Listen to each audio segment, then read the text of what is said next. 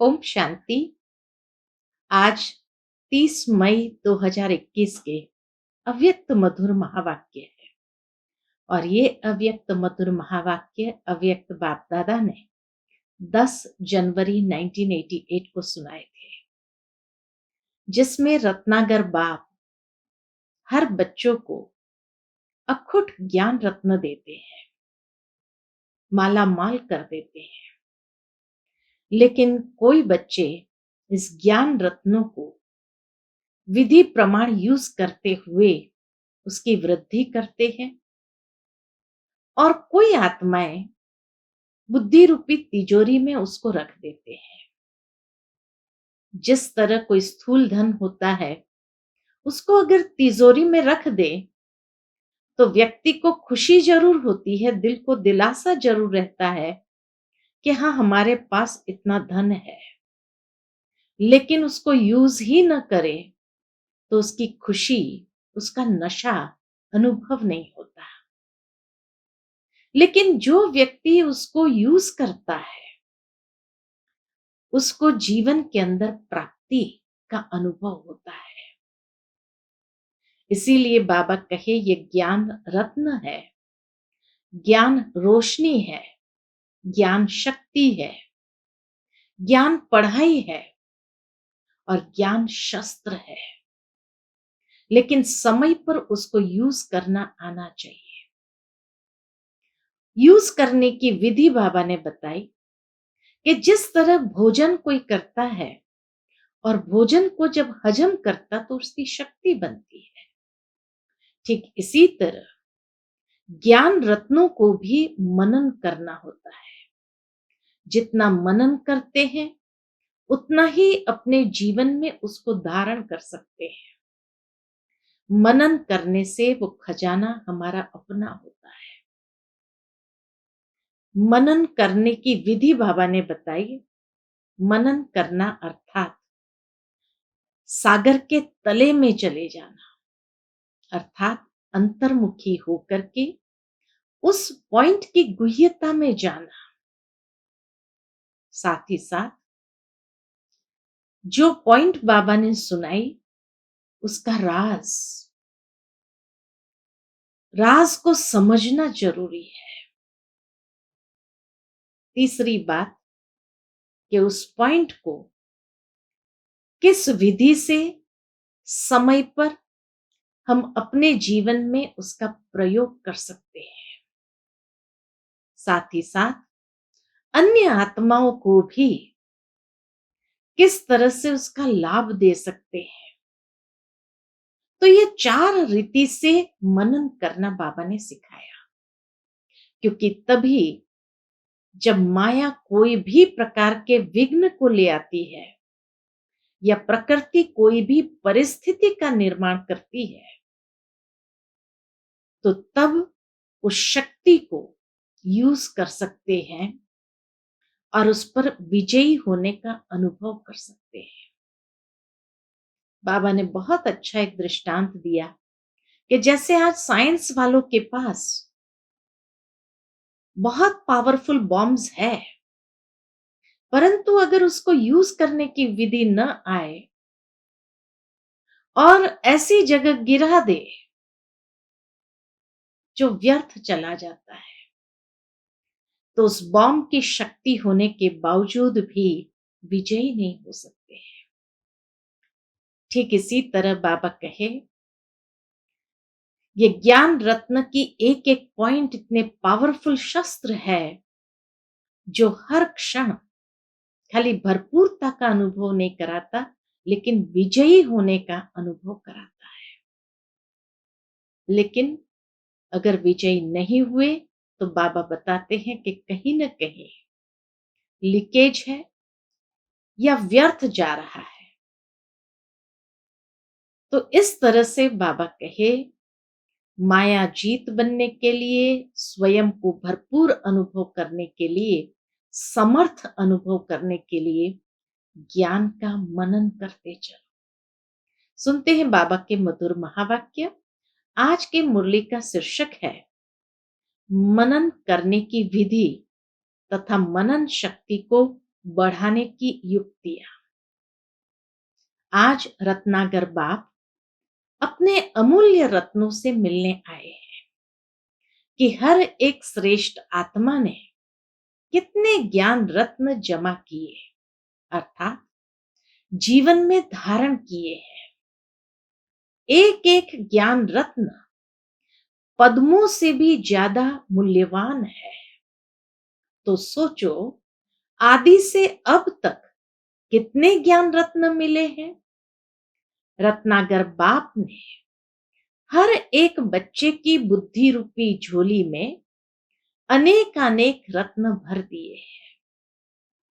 सभी बच्चों को एक साथ एक जितने ही ज्ञान रत्न दिए हैं, लेकिन ये ज्ञान रत्न जितना स्व प्रति व अन्य आत्माओं के प्रति कार्य में लगाते हैं, उतना ये रत्न बढ़ते जाते हैं।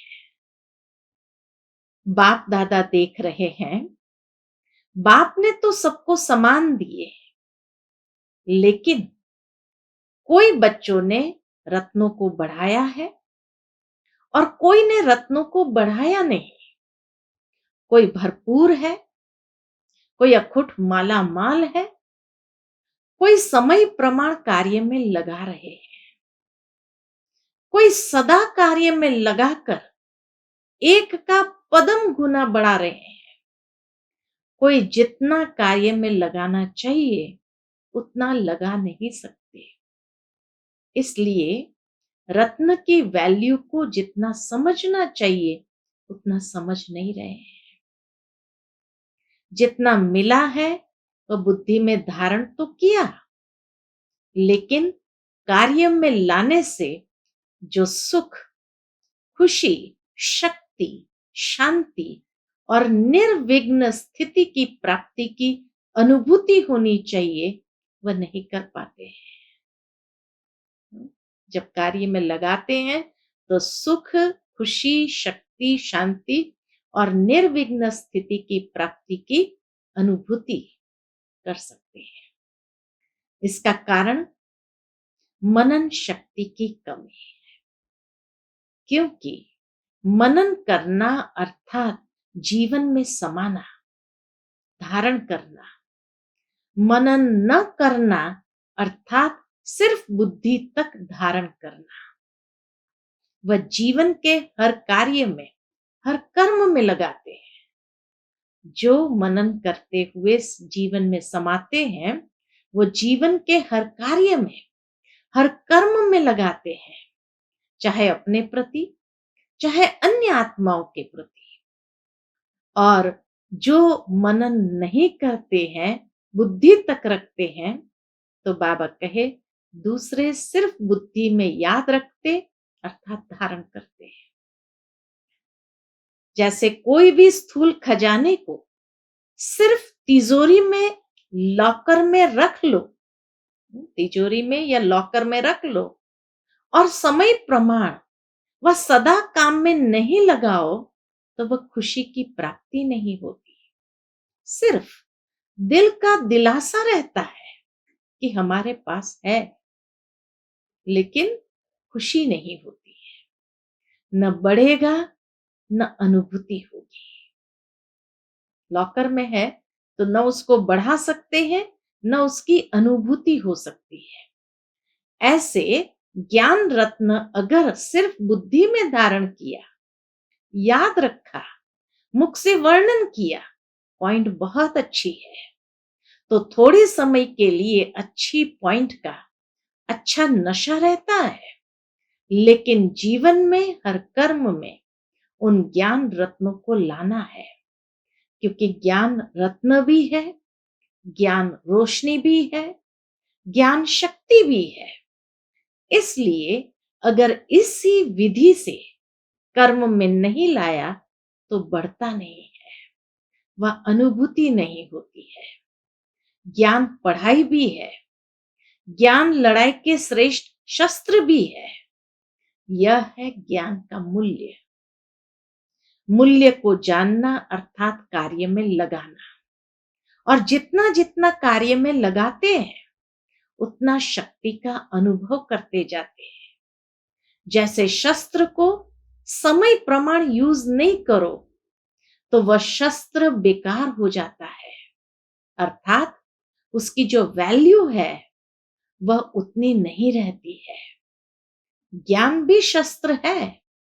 अगर माया जीत बनने के समय शस्त्र को कार्य में नहीं लगाया तो जो वैल्यू है उसको कम कर दिया, क्योंकि लाभ नहीं लिया।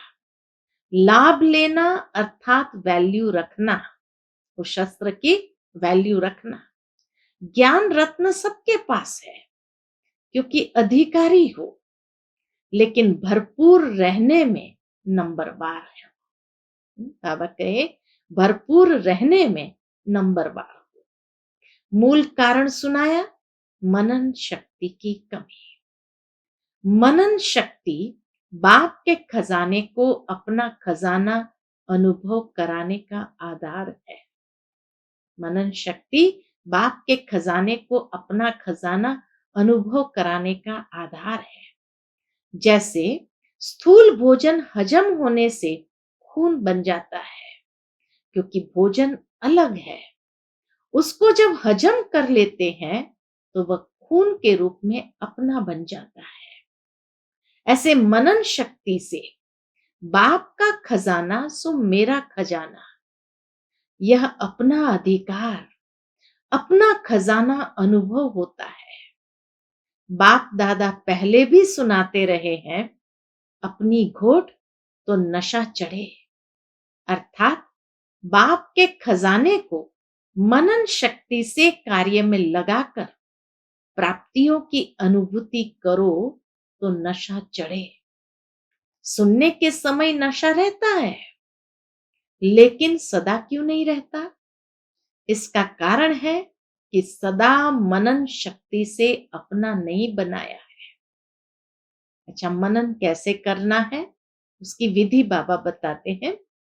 मनन शक्ति अर्थात सागर के तले में जाकर अंतर्मुखी बन हर ज्ञान रत्न की गुह्यता में जाना।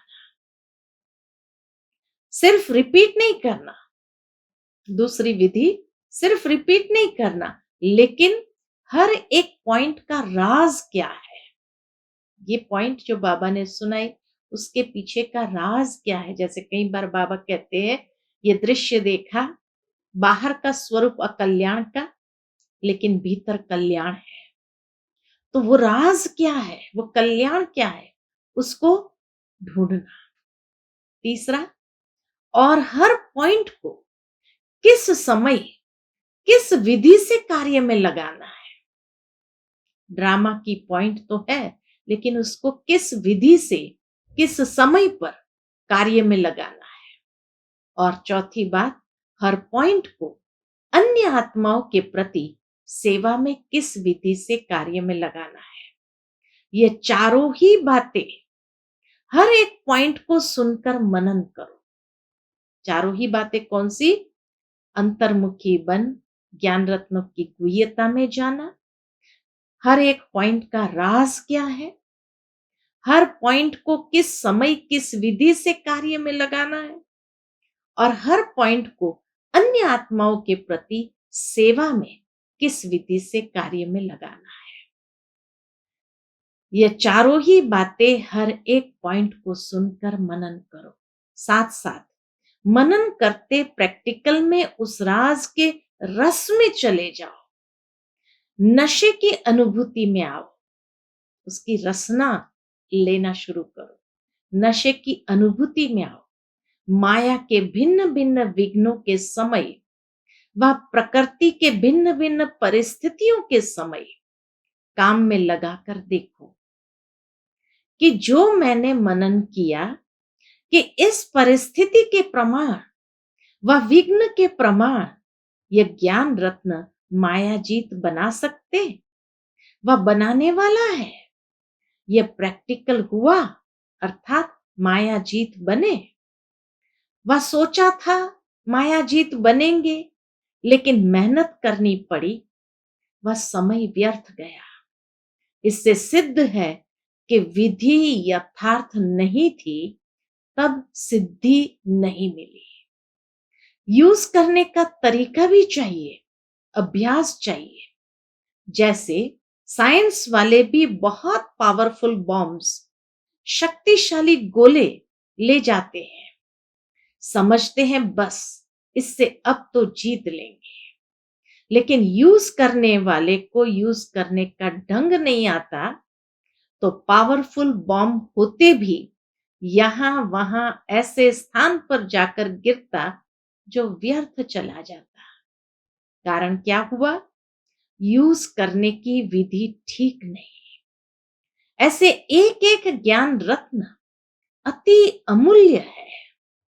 ज्ञान रत्न व ज्ञान की शक्ति के आगे परिस्थिति व विघ्न ठहर नहीं सकते, इतनी पावर है उसमें। लेकिन अगर विजय नहीं होती है तो समझो यूज करने की विधि नहीं आती है।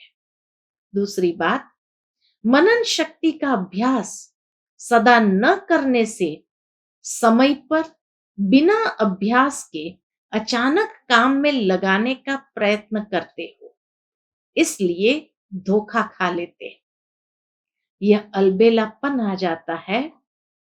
ज्ञान तो बुद्धि में है ही, समय पर काम में लगा देंगे, ये धोखा में आ जाते हैं। लेकिन सदा का अभ्यास, बहुत काल का अभ्यास चाहिए। नहीं तो उस समय सोचने वाले को क्या टाइटल देंगे? कुंभकर्ण। उनको टाइटल मिलेगा कुंभकर्ण। उसने क्या अलबेलापन किया? यही सोचा ना कि आने दो, आएंगे तो जीत लेंगे। तो ऐसा सोचना कि समय पर हो जाएगा, यह अलबेलापन धोखा दे देता। इसलिए हर रोज मनन शक्ति को बढ़ाते जाओ। रिवाइज कोर्स में वह अव्यक्त जो रोज सुनते हो, चाहे रोज की साकार मुरली, चाहे अव्यक्त मुरली, जो रोज सुनते हो, तो मनन शक्ति को बढ़ाने के लिए रोज कोई न कोई एक विशेष पॉइंट बुद्धि में धारण करो और जो 4 बातें सुनाई उस विधि से अभ्यास करो। अंतर्मुखी होकर गुह्यता में जाओ, राज को समझो, समय पर उसको कार्य में कैसे लगाना है और दूसरों की सेवा उससे कैसे करनी है। चलते फिरते हर कर्म करते, चाहे स्थूल कर्म करते हो, चाहे सेवा का कर्म करते हो, लेकिन सारा दिन मनन चलता रहे। चाहे बिजनेस करते हो व दफ्तर का काम करते हो, चाहे सेवा केंद्र में सेवा करते हो, लेकिन जिस समय भी बुद्धि थोड़ा फ्री हो, तो अपने मनन शक्ति के अभ्यास को बार बार दौड़ाओ। कई काम ऐसे होते हैं जो कर्म कर रहे हैं, उसके साथ साथ और भी सोच सकते हैं। रूटीन वर्क होता है तो और भी बातें सोच सकते हैं।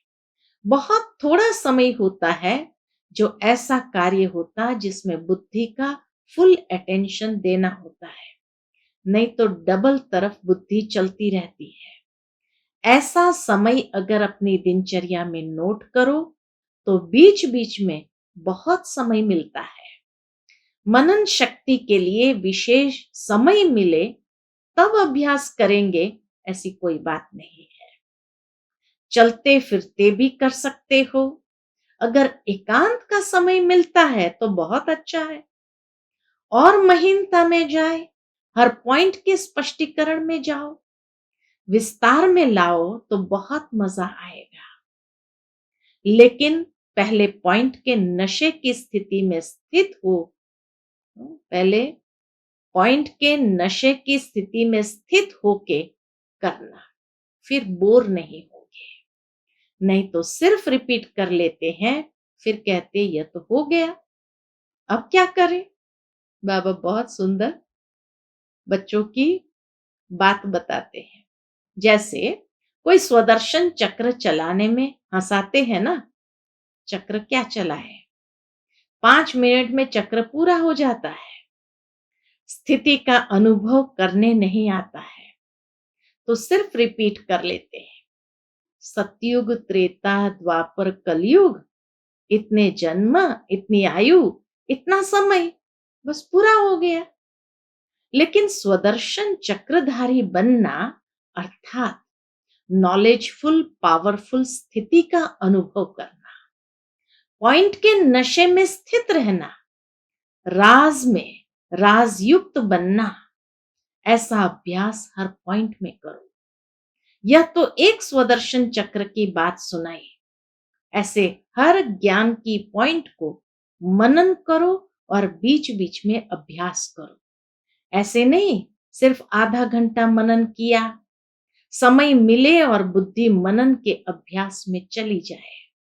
मनन शक्ति से बुद्धि बिजी रहेगी तो स्वतः ही सहज माया जीत बन जाएंगे। बिजी देख माया आपे ही किनारा कर लेगी। माया आए और युद्ध करो, भगाओ, फिर कभी हार कभी जीत हो, यह चींटी मार्ग का पुरुषार्थ है। अब तो तीव्र पुरुषार्थ करने का समय है, उड़ने का समय है। इसलिए मनन शक्ति से बुद्धि को बिजी रखो। इसी मनन शक्ति से याद की शक्ति में मग्न रहना, यह अनुभव सहज हो जाएगा। मनन माया जीत और व्यर्थ संकल्प से भी मुक्त कर देता है। जहां व्यर्थ नहीं, विघ्न नहीं, तो समर्थ स्थिति व लगन में मगन रहने की स्थिति स्वतः ही हो जाती है। कई सोचते हैं बीज रूप स्थिति या शक्तिशाली याद की स्थिति कम रहती है या बहुत अटेंशन देने के बाद अनुभव होता है। इसका कारण अगले बार भी सुनाया कि लीकेज है। बुद्धि की शक्ति व्यर्थ के तरफ बट जाती है। कभी व्यर्थ संकल्प चलेंगे, कभी साधारण संकल्प चलेंगे। जो काम कर रहे हैं उसी के संकल्प में बुद्धि का बिजी रहना, इसको कहते हैं साधारण संकल्प। जो काम कर रहे उसी में बुद्धि बिजी है तो ये है साधारण संकल्प। याद की शक्ति या मनन शक्ति जो होनी चाहिए वह नहीं होती और अपने को खुश कर लेते कि आज कोई पाप कर्म नहीं हुआ, व्यर्थ नहीं चला, किसको दुख नहीं दिया। लेकिन समर्थ संकल्प, समर्थ स्थिति, शक्तिशाली याद रही। अगर वह नहीं रही तो इसको कहेंगे साधारण संकल्प।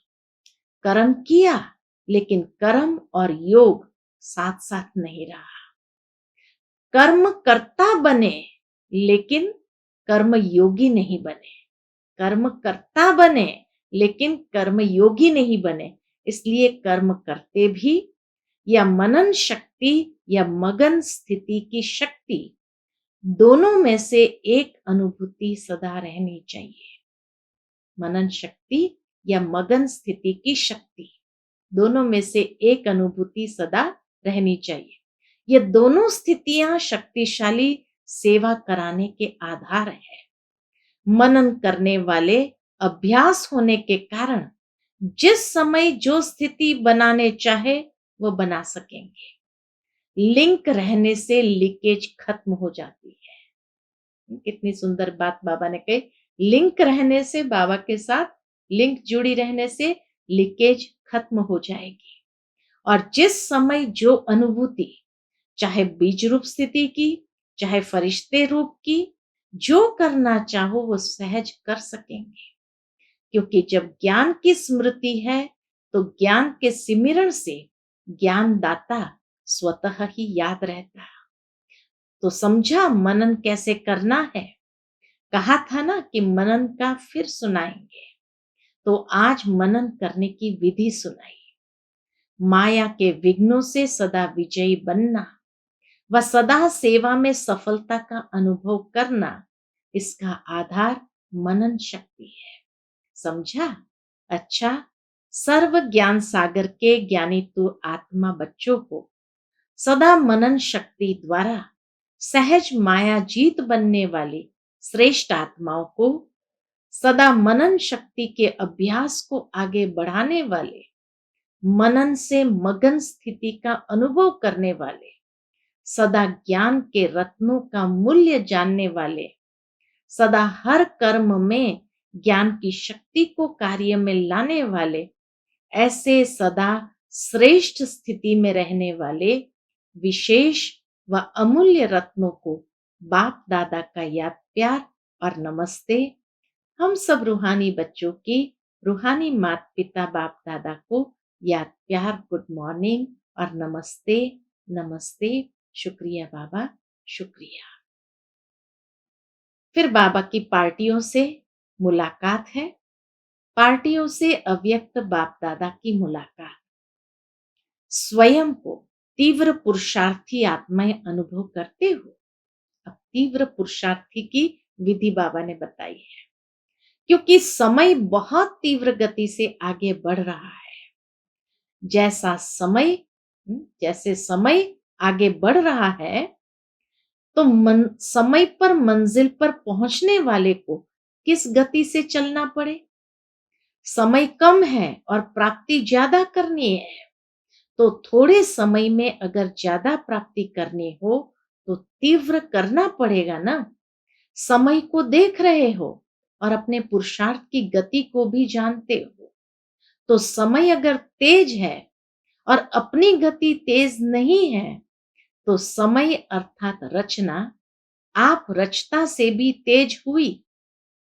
रचता से रचना तेज चली जाए तो उसे अच्छी बात कहेंगे। रचता से रचना तेज चली जाए तो उसे अच्छी बात कहेंगे। रचना से रचता आगे होने चाहिए। रचना से रचता आगे होना चाहिए। सदा तीव्र पुरुषार्थी आत्माएं बन आगे बढ़ने का समय है। अगर आगे बढ़ते कोई भी साइड सीन को देख रुकते हो, तो रुकने वाले ठीक समय पर पहुंच नहीं सकेंगे। कोई भी माया की आकर्षण साइड सीन है। साइड सीन पर रुकने वाला मंजिल पर कैसे पहुंचेगा। इसलिए सदैव तीव्र पुरुषार्थी बन आगे बढ़ते चलो। ऐसे नहीं समय पर पहुंच ही जाएंगे, अभी तो समय पड़ा है, ऐसे सोचकर अगर धीमी गति से चलेंगे तो समय पर धोखा मिल जाएगा। बहुत काल का तीव्र पुरुषार्थ का संस्कार अंत में भी तीव्र पुरुषार्थ का अनुभव कराएगा। तो सदा तीव्र पुरुषार्थी, कभी तीव्र कभी कमजोर नहीं।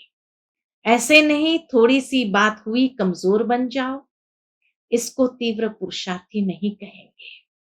तीव्र पुरुषार्थी कभी रुकते नहीं, उड़ते हैं।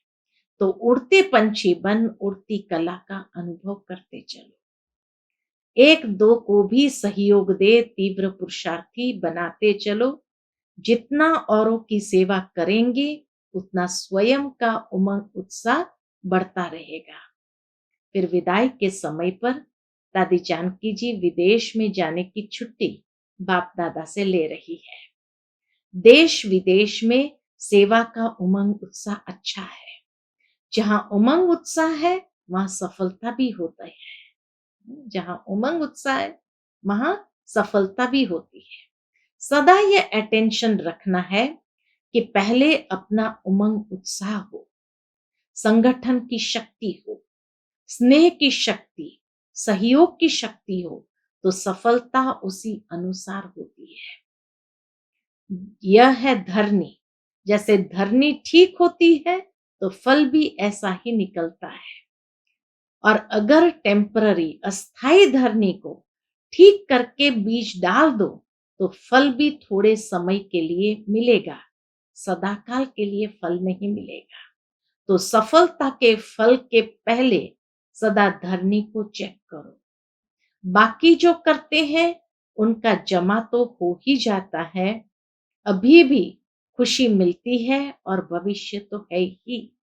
अच्छा, आज का बाबा का मधुर वरदान है, तोड़ना, मोड़ना और जोड़ना। इन तीन शब्दों की स्मृति द्वारा सदा विजयी भव।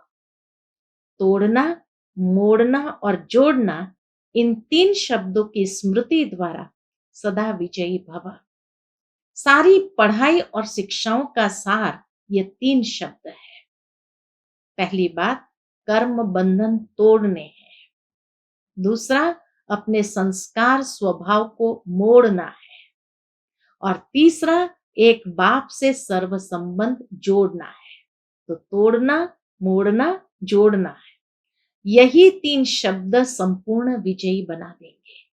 इसके लिए सदा यही स्मृति रहे कि जो भी इन नयनों से विनाशी चीजें देखते हैं, वह सब विनाश हुई पड़ी है। उन्हें देखते भी अपने नए संबंध, नई सृष्टि को देखते रहो, तो कभी हार हो नहीं सकती। आज का स्लोगन है, योगी की निशानी है सदा क्लीन और क्लियर। योगी की निशानी है सदा क्लीन और क्लियर। अच्छा, ओम शांति।